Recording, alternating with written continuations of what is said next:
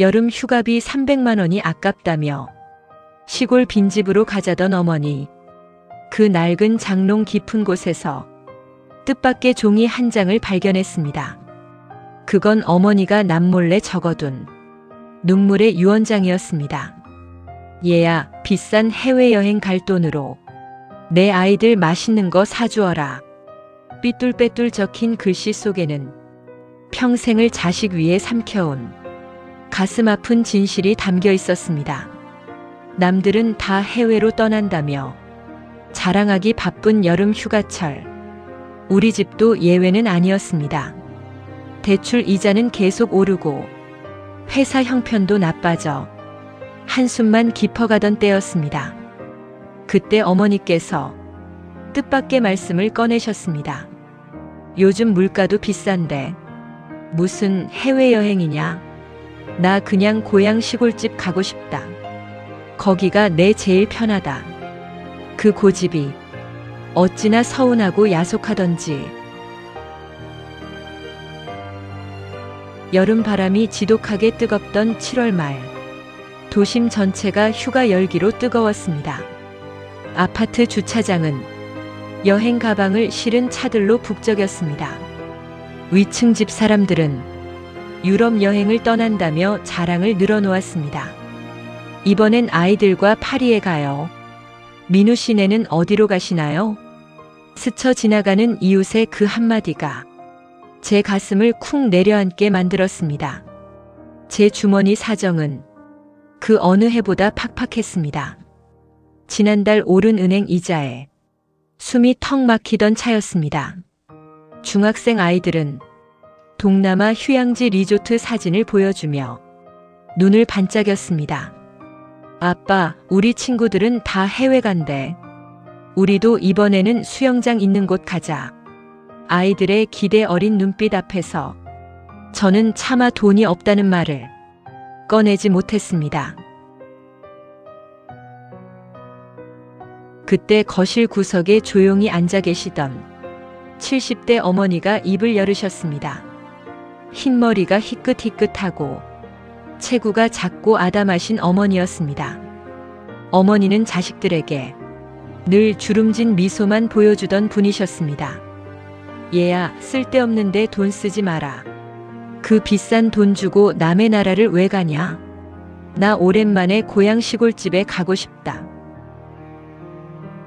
아내의 얼굴이 순식간에 차갑게 식어버렸습니다. 어머니, 그 시골집 3년이나 비어 있었어요. 에어컨도 없고 먼지만 가득한데 이 더위에 거길 어떻게 가요? 아내는 기가 찬다는 듯 숨을 크게 내쉬었습니다. 어머니는 지지 않고 고집을 피우셨습니다. 내 집이 제일 편하다. 돈 낭비하지 말고 시골 가자. 어머니의 강경한 태도에 가족들의 분위기는 순식간에 차가워졌습니다. 결국 저는 어머니의 고집을 꺾지 못했습니다. 아이들은 입을 툭 내민 채 투덜거리며 차에 탔습니다. 아내 역시 창밖만 바라보며 단 한마디도 건네지 않았습니다. 차 안에는 찌를 듯한 냉기만 가득했습니다. 어머니는 뒷좌석 구석에 앉아 창밖 풍경을 가만히 바라보셨습니다. 세월에 굽어진 어머니의 작은 어깨가 그날따라 왜 그리도 야속하고 원망스러운지. 어머니, 진짜 이러실 거예요? 아이들도 1년에 한 번 있는 휴가인데 꼭 이렇게 고집을 부리셔야 했어요? 제 서운한 혼잣말에도 어머니는 그저 미안한 듯 손만 꼭 쥐었다 펴셨습니다. 미안하다, 민우야. 하지만 거기가 내 마음이 편하단다. 그 야속한 한마디에 저는 더 이상 말을 잇지 못했습니다.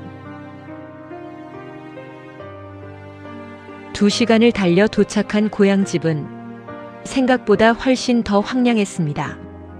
대문은 녹슬어 삐걱거렸고 마당에는 사람 키만 한 잡초가 무성했습니다. 오랫동안 사람 온기가 끊겨 집 안 전체에 퀴퀴한 먼지 냄새가 진동했습니다. 아이들은 집 안으로 들어서자마자 코를 막으며 비명을 질렀습니다. 아빠, 나 여기서 절대 못 자. 아내도 기가 막힌 표정으로 짐가방을 마당에 툭 떨어뜨렸습니다. 그런 가족들의 불평 속에서도 어머니는 덤덤하게 방으로 들어가셨습니다. 그리고는 떨리는 손으로 방바닥의 먼지를 쓸어내리기 시작하셨습니다. 대체 어머니는 왜 그토록 이 버려진 시골집을 오자고 고집부리신 걸까요? 정말 단순히 돈이 아까워서였을까요? 아니면 우리가 모르는 다른 이유가 숨어 있는 걸까요? 어머니는 평생 자식에게 짐이 되는 걸 죽기보다 싫어하셨습니다. 아버지가 30이라는 젊은 나이에 갑자기 세상을 떠나신 뒤 홀로 3남매를 키워내신 어머니는 하루도 편히 쉬신 적이 없었습니다. 손마디가 까맣게 닳아 없어지고 관절이 마디마디 부러터져도 자식들 학교 육성회비 한 번 밀리지 않으셨던 어머니였습니다. 어머니, 이젠 좀 쉬세요. 제가 취직하고 말했을 때도 어머니는 그저 웃기만 하셨습니다. 내 몸이 움직일 수 있을 때 너희한테 조금이라도 더 보탬이 돼야지. 그런 어머니의 한평생 손길이 지금 제 가슴을 아프게 후벼뭅니다. 오랜만에 여름 휴가지로 향하는 차 안. 창밖은 유난히 푸르고 눈부셨습니다. 하지만 차 안은 무거운 냉기만 가득했습니다. 아내는 휴대전화 화면을 내리며 한숨을 크게 쉬었습니다. 잘 나가는 아내의 언니네 가족, 즉 처형네는 유럽으로 떠났다고 했습니다. 언니네는 이번에 이탈리아 갔대. 아이들 조기 유학 보내더니 휴가도 수준 있게 다니네. 아내의 자주 섞인 목소리에 저는 아무 대답도 하지 못했습니다. 게다가 며칠 전 고모가 전화로 던진 한마디가 제 가슴에 여전히 앙금으로 남아 있었습니다.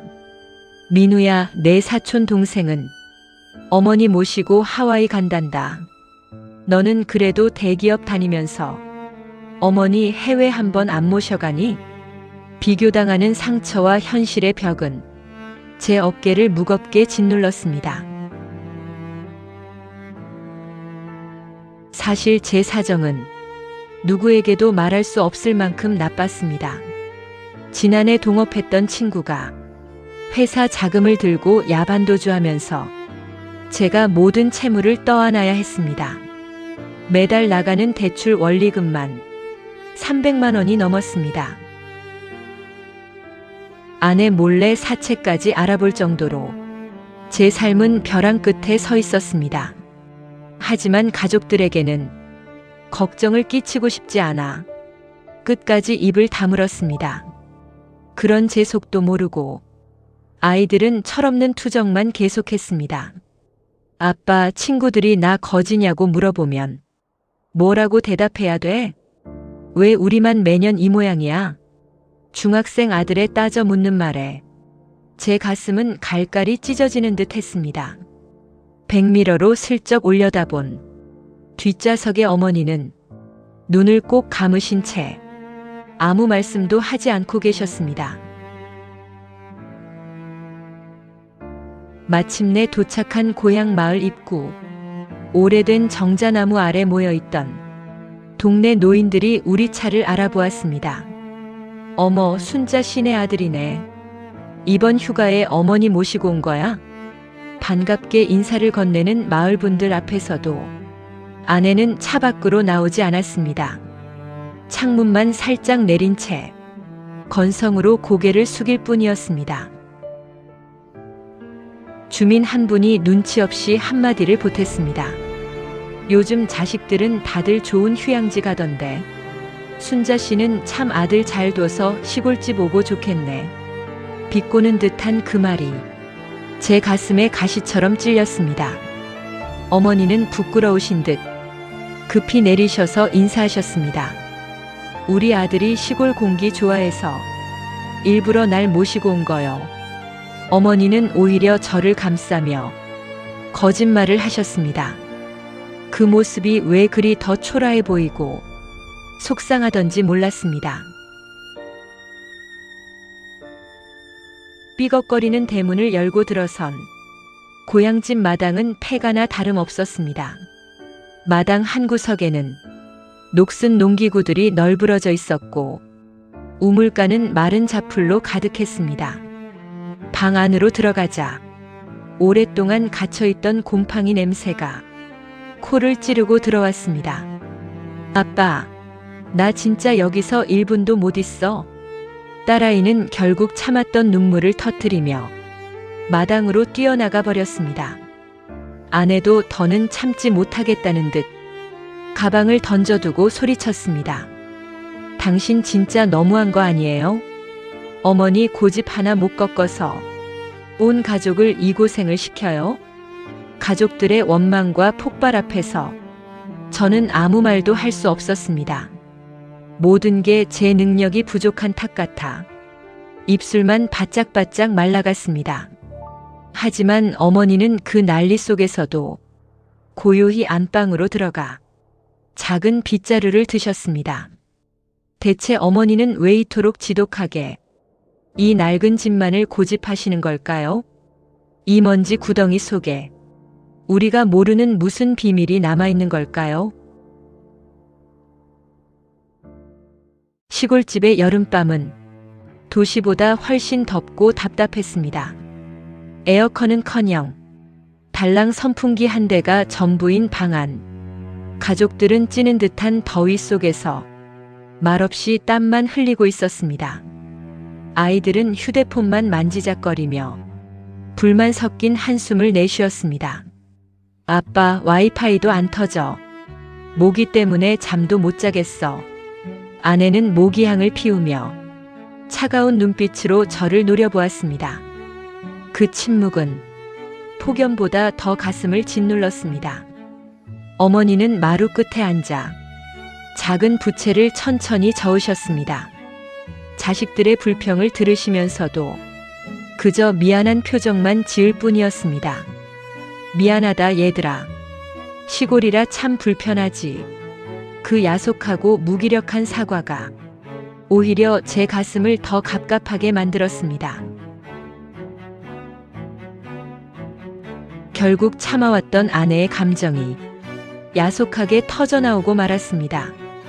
아이들이 겨우 잠든 늦은 밤, 아내는 저를 마당으로 불러냈습니다. 당신 언제까지 어머니 수발만 들 거예요? 우리 형편이 지금 어떤지 알면서 어머니 고집 하나를 못 꺾어요? 아내의 목소리가 낮고 굵게 떨리고 있었습니다.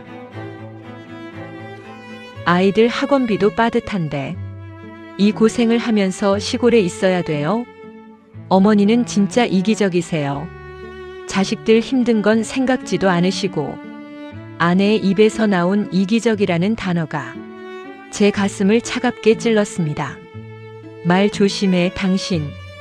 어머니가 일부러 그러시는 거 아니잖아.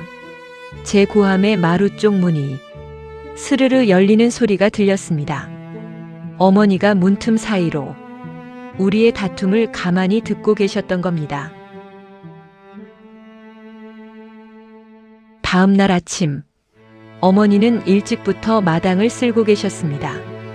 얼굴에는 피곤함이 가득했지만 자식들 눈치를 보며 또 밥상을 차리셨습니다. 상에 올라온 것은 시골 밭에서 따온 고추와 된장뿐이었습니다. 아이들은 밥상을 보자마자 숟가락을 놓아버렸습니다. 나 안 먹어, 시리얼 줘. 아내도 냉정하게 자리에서 일어나 밖으로 나가버렸습니다. 마당에 남겨진 어머니의 어깨가 그날따라 너무나 작아 보였습니다. 저는 상을 치우는 어머니 곁으로 다가가 서운한 마음을 숨기지 못하고 말했습니다. 어머니, 진짜 왜 그러세요? 아이들도 아내도 이렇게 힘들어하는데 대체 왜 시골집을 고집하신 거예요? 어머니는 말없이 찬물에 손을 담그며 그릇을 닦으셨습니다. 미안하다, 민우야. 조금만 참아주면 안 되겠니? 그 속 모를 대답에 제 답답함은 극에 달했습니다. 오후가 되자 더위는 한층 더 심해졌습니다. 아내와 아이들은 차를 타고 읍내의 카페로 피신을 가버렸습니다. 홀로 남겨진 집안에서 저는 어머니의 잠자리를 챙기기 위해 다락방으로 올라갔습니다. 먼지가 하얗게 쌓인 다락방. 그곳에는 어릴 적 보았던 오래된 나무 장롱이 덩그러니 놓여 있었습니다. 세월의 때가 묻은 오칠 장롱. 어머니가 시집 올 때 가져왔다던 그 유일한 미천이었습니다. 이불이라도 깨끗한 걸 찾아보려고 장롱 문을 힘껏 잡아당겼습니다. 삐걱거리는 소리와 함께 장롱 문이 열렸고 그 안 깊숙한 구석에서 이상한 물건 하나가 눈에 띄었습니다. 새하얀 먼지 속에서 홀로 깨끗하게 빛바랜 보자기에 쌓여있는 작은 목함이었습니다. 보자기를 조심스럽게 풀자 오래된 나무 상자가 모습을 드러냈습니다. 상자 안에는 낡은 은행 통장 몇 건과 노랗게 변색된 편지 봉투가 들어있었습니다. 봉투 겉면에는 삐뚤빼뚤하지만 정성스럽게 적힌 어머니의 글씨가 남아있었습니다. 내 아들 민우에게. 그 글씨를 보는 순간 알 수 없는 불길함과 함께 가슴 한구석이 쿵쾅거리기 시작했습니다. 어머니는 왜 이 낡은 장롱 속에 제 이름을 적은 봉투를 숨겨두셨을까요? 평생을 자식 눈치만 보며 살아온 어머니가 이 시골집에서 숨기고 있던 진실은 무엇일까요? 저는 떨리는 손으로 봉투 안의 종이를 꺼내기 시작했습니다.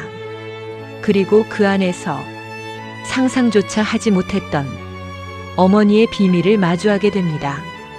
과연 이 편지 속에 담긴 어머니의 진짜 마음은 무엇이었을까요? 노랗게 빛바랜 봉투 안에서 바스락거리는 종이 몇 장을 꺼냈습니다. 어머니가 한 줄 한 줄 정성스레 내려쓴 삐뚤빼뚤한 필체였습니다. 첫 문장을 읽자마자 제 목구멍이 턱 막혀왔습니다. 내 아들 민우야. 요즘 밤마다 잠 못 이루고 한숨 쉬는 거 다 안다. 내가 사업하다 힘들어진 거, 어미한테 숨기느라 애쓰는 것도 잘 안단다. 가슴이 쿵 내려앉았습니다. 저는 까마득히 모를 줄 알았습니다. 아내에게도 자식에게도 숨겨온 제 빚과 실패를 어머니는 이미 다 알고 계셨던 겁니다.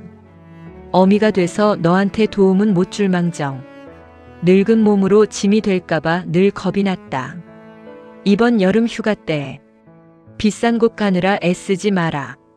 편지지에 떨어진 어머니의 눈물 자국이 얼룩처럼 굵게 남아 있었습니다. 편지 밑에는 오래된 은행 통장 3권이 가지런히 놓여 있었습니다. 통장을 하나씩 펼쳐들었습니다. 거래 내역에는 매달 10만원, 15만원씩 어머니가 노인 일자리 사업으로 길거리를 쓸고 박스를 모아 만드신 돈들이 빼곡히 적혀 있었습니다. 통장 입금 날짜는 단 한 달도 빠지지 않고 이어져 있었습니다. 민우 대출 이자 보탬, 우리 손주 학원비, 적요란에 삐뚤빼뚤 적힌 글씨들. 어머니는 당신 몸 하나 챙기지 않고 병원의 약값마저 아껴가며 이 자그마한 돈들을 오직 자식을 위해 모아오신 거였습니다. 통장 3권에 모인 돈은 어머니의 피와 땀이자 평생의 전부인 1,500만 원이었습니다. 자식이 힘들 때 선뜻 내어주려고 당신 옷 한 단 못 사 입으시며 모아둔 거룩하고 가슴 아픈 돈이었습니다. 편지의 마지막 장을 넘겼을 때 제 눈시울은 걷잡을 수 없이 붉어졌습니다. 그건 어머니가 남몰래 써내려간 진짜 유언장이었습니다. 민우야, 이 어미가 세상 떠나거든 이 낡은 시골집이랑 땅을 팔아서 내 어깨를 짓누르는 그 무거운 대출금 조금이라도 갚는 데 쓰려무나. 이번에 시골집 오자고 한 건 집 안팎을 깔끔히 정리해두고 내가 떠난 뒤 내가 집 팔 때 조금이라도 고생을 덜하게 하려 함이었다. 가슴이 찢어지는 듯한 충격이 몰려왔습니다. 돈이 아까워서 고집을 부리신 게 아니었습니다. 당신의 마지막 순간까지 미리 준비하시며 자식의 짐을 터놓으려 시골집에 오셨던 겁니다. 자식들이 덥다고 투정 부리고 아내가 이기적이라며 원망하던 그 순간에도 어머니는 홀로 조용히 당신의 죽음과 자식의 미래를 준비하고 계셨습니다. 당신, 거기서 뭐해요? 카페에서 돌아온 아내가 다락방 계단을 올라오다 저를 발견했습니다. 흐느끼는 저의 모습에 아내는 놀란 표정으로 다가왔습니다. 왜 그래요? 무슨 일 있어요? 저는 아무 말도 하지 못하고 어머니의 편지와 통장을 아내에게 건넸습니다. 편지를 읽어 내려가던 아내의 얼굴이 순식간에 하얗게 질려갔습니다. 아내의 눈에서 굵은 눈물방울이 편지지 위로 툭툭 떨어졌습니다. 어머니가 어떻게, 내가 그것도 모르고 어머니한테 그렇게 나쁜 소리를. 아내는 손으로 입을 막은 채 바닥에 주저앉아 통곡하기 시작했습니다. 자식들의 부담을 덜어주려 당신의 유일한 유산인 시골집마저 정리하려 했던 어머니. 우리가 불평하고 야속해하던 그 수많은 시간 동안 어머니가 홀로 견뎌낸 사랑의 크기를 깨달은 순간이었습니다. 다락방을 내려왔을 때 어머니는 마당 한 구석에서 말없이 텃밭의 잡초를 뽑고 계셨습니다. 굽은 등과 흙범벅이 된 작고 불쌍한 손. 자식을 위해 평생을 바치고도 더 주지 못해 미안해하시던 그 모습. 저는 왈칵 쏟아지는 눈물을 참으며 어머니를 향해 걸어갔습니다. 뒤따라 내려온 아내와 아이들도 어머니의 뒤에 정지하듯 서 있었습니다. 어머니는 소리 없이 다가온 우리를 돌아보며 손에 묻은 흙을 털어내셨습니다. 왜들 그러냐? 무슨 일 있냐? 걱정스러운 눈빛으로 우리를 바라보시는 어머니 앞에서 저는 그만 무릎을 꿇고 말았습니다. 과연 우리는 이 크나큰 부모님의 사랑 앞에 무슨 말을 전할 수 있을까요? 평생을 헌신해온 어머니의 마지막 유언장 앞에서 우리 가족은 어떤 답을 드릴 수 있을까요? 저는 어머니의 주름진 손을 꼭 쥐고 가슴에 묻은 채 목 놓아 울었습니다. 어머니 죄송해요. 이 못난 자식 때문에 왜 이렇게까지 하셨어요? 아내 역시 어머니 앞에 무릎을 꿇고 어머니의 흙 묻은 바짓가랑이를 잡았습니다. 어머니, 제가 잘못했어요. 아무것도 모르고 철없이 굴어서 정말 죄송해요. 어머니는 놀란 눈으로 우리를 바라보시더니 이내 모든 것을 눈치채신 듯 따뜻한 손으로 제 머리를 쓰다듬어 주셨습니다. 괜찮다, 민우야. 어미는 다 괜찮다. 너희들 건강하게 잘 사는 거. 그거 하나면 어미는 더 바랄 게 없다. 지독하게 무더웠던 여름 마당 위로 시원하고 따뜻한 바람이 한 줄기 스쳐 지나갔습니다. 그날 저녁 낡은 시골집 마당에는 오랜만에 웃음꽃과 따스한 온기가 피어올랐습니다. 아이들은 삐걱거리는 평상 위에 모여 앉아 어머니가 직접 깎아주신 수박을 먹었습니다. 할머니, 수박 진짜 달고 맛있어요. 아내는 고소한 냄새가 나는 된장찌개를 끓였고 어머니 곁에서 묵묵히 저녁 식사를 도왔습니다. 에어컨 바람 대신 불어오는 밤바람과 풀벌레 소리가 정겹게 들려왔습니다. 비록 화려한 해외 리조트는 아니었지만 그 어떤 휴양지보다 마음이 평온해졌습니다. 어머니가 평생 지켜온 이 낡은 집은 더 이상 먼지 쌓인 폐가가 아니었습니다. 우리 가족의 상처를 보듬어주고 진짜 사랑을 깨닫게 해준 보물 상자였습니다. 다음 날 아침 집으로 돌아갈 준비를 하며 어머니가 모아둔 1,500만 원의 통장을 다시 어머니 손에 쥐어드렸습니다. 어머니, 이 돈은 어머니 건강 위해서만 쓰세요. 저 이제 안 힘들어요. 어머니 사랑 덕분에 다시 일어설 힘이 생겼어요. 어머니의 유언장이었던 시골집도 팔지 않고 예쁘게 고쳐서 자주 내려오기로 약속했습니다.